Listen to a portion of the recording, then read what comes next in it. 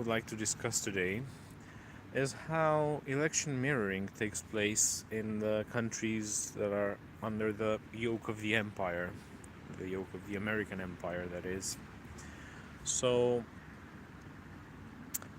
I'm seeing this process in which the main presidential candidates are somehow shaping up to present themselves as mirror images of the main two contenders of the US elections.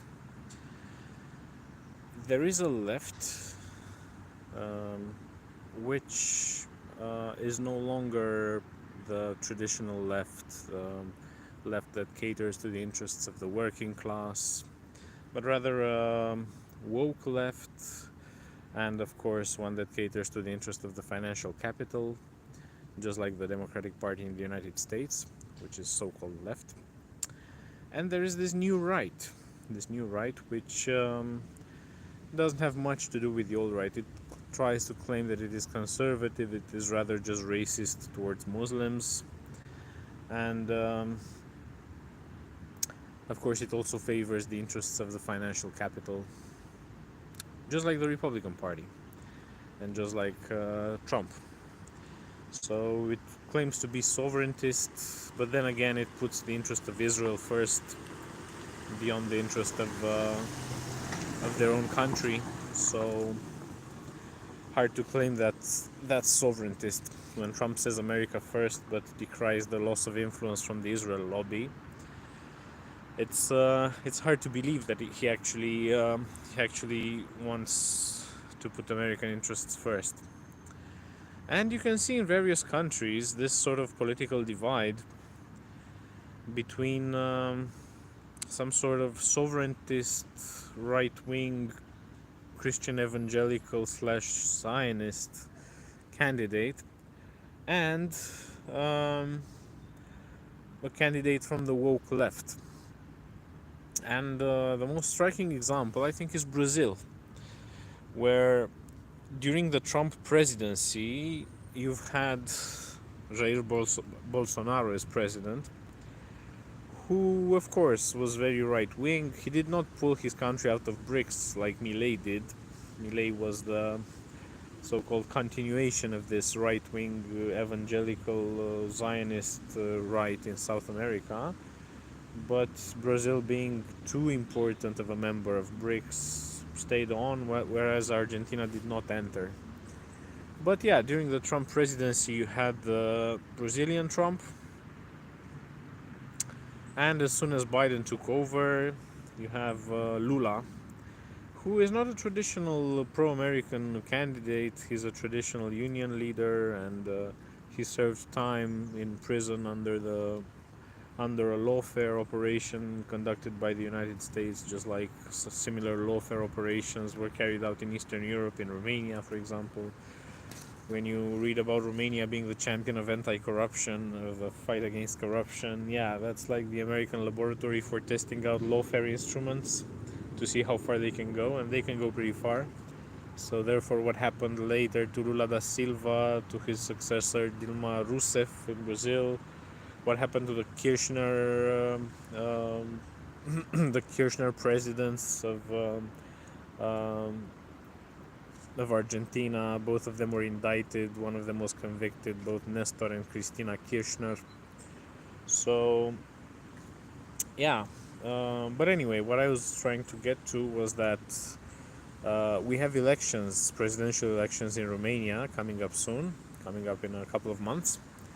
And according to the latest poll, we will also have a left-right divide according to the Washington dividing lines. So just like we had the face-off between Jair Bolsonaro and Lula da Silva, and Lula da Silva won because also Biden had won.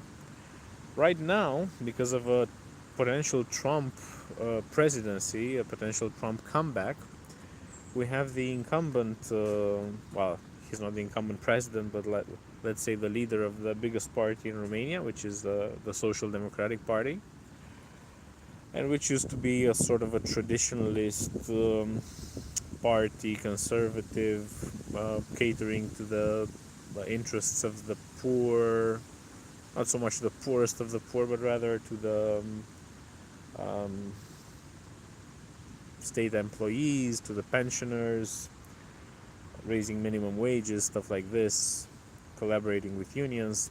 It morphed, of course, into this woke thing, and it took on members, quite prominent members, that support gay marriage and that are all pro the Brussels agenda. So this would be the main contender. The president of this party would be the favorite candidate, so to speak. But just like the Democrats were the favorite candidates, were the were the ones leading, and Trump kind of spoiled their election victory first against Hillary, and now probably the same will happen against Kamala, even though Kamala is slightly leading in the polls.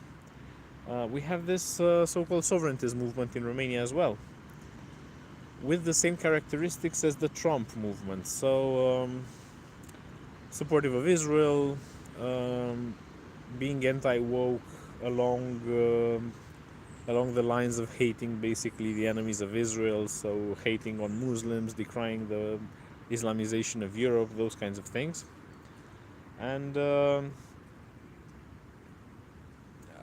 advocating for a strong collaboration with the United States. So in my opinion, when you're a sovereigntist party, the first thing you should do is try to autonomize yourself, to autonomize the country from the hegemon, right? From the sovereign power that you are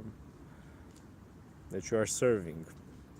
If you want to break away from the empire to become sovereign, you should not advocate for collaboration with the empire, stronger collaboration with the empire. But what this party does is it frames sovereigntism as a stronger collaboration with Trump, with a Trump-led America.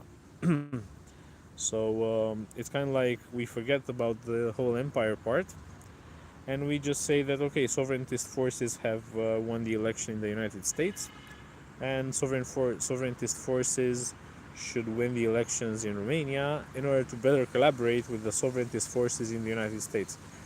Well, there will be a rude awakening because the sovereigntist forces in the United States do not want to lose empire. So just like, I don't know, there were different interests in the 1848 revolution in Transylvania, whereas the Hungarian revolutionaries wanted a stronger Hungary, an autonomous Hungary inside the empire, and did not want to give rights to the Romanian revolutionaries. It's the same thing now. I highly doubt that a Trump presidency would be less imperialistic towards Romania than the Democratic presidency.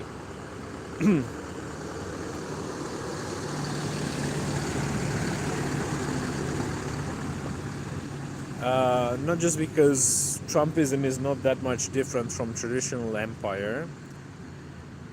I can only spot some differences in the cultural, social sphere, but not in the economic sphere. So they would also want to preserve the hegemony of the dollar and so on. But also because, okay, if you're a sovereigntist force, the last thing you would like to do is to have your empire broken up, right? This is what sovereigntism is all about, putting your country first, right? So if your country is an empire, the last thing you would like to do as a sovereigntist is to lose the empire. Just like de Gaulle was a sovereigntist with respect to the Atlanticists, but at the same time he did not want to lose Algeria. Being sovereigntist does not does not equate with being anti-imperialist. So I don't really see a force that wants to align itself with Trumpism as a sovereigntist force if it is under the American empire. But this is what they paint themselves to do, and in the past couple of weeks they've also put up election posters with themselves and Trump, and they've co-opted this party called the Republican Party of Romania. So they're really trying to be copycats of the Trumpist movement here. And probably these two will be the main contenders for the in the second round of the Romanian presidential elections. And it will have to do also with the election dates, because by the time that the first round of the Romanian presidential elections will take place, the result of the American one will have already been known for a week. So the votes will have already been cast, the votes will have already been counted. The scandal, because of course the elections will be contested, the election results will be disputed, but yeah, everything will probably be settled in 1 week. So the Romanian public will have a pretty good idea of who won in the United States, and they will probably mimic that in the Romanian scenario. So if Trump wins, then the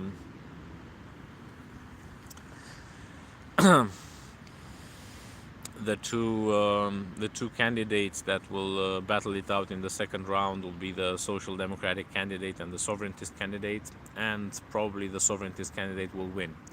So a Trump presidency will have so much drag, so much momentum that yeah, it will push forward this unlikely candidate, this unlikely party, because it is a very new party. It is in its first legislature. It just entered parliament in 2009, in 2021. And it will probably give the president of Romania if Trump wins. If Kamala Harris wins, because Romania being a peripheral country, the Romanian deep state will also want to align itself. Well, it is already aligned, but to maintain this alignment as close as possible with the American deep state. So, in order to cater to a Trump presidency, probably the Romanians will elect this guy for president, who has just entered politics basically a couple of years back, 4 years back. So this is what I wanted to talk about, the way in which the colonies, the peripheral countries of the empire mimic the politics of the empire. Probably if, I don't know, yeah, absurdly speaking, the main contender of the American elections would have been from the Green Party, like Jill Stein. Um, I would assume that the Green Movement of Romania, which is right now non-existent, will have been colossal. Will have put a candidate in the second round and so on. So yeah, this is what I wanted to tell you: how politics gets mimicked at the periphery of empire. And as always, if you like what I do, send this video to a friend, subscribe, like, share, and until next time, bye.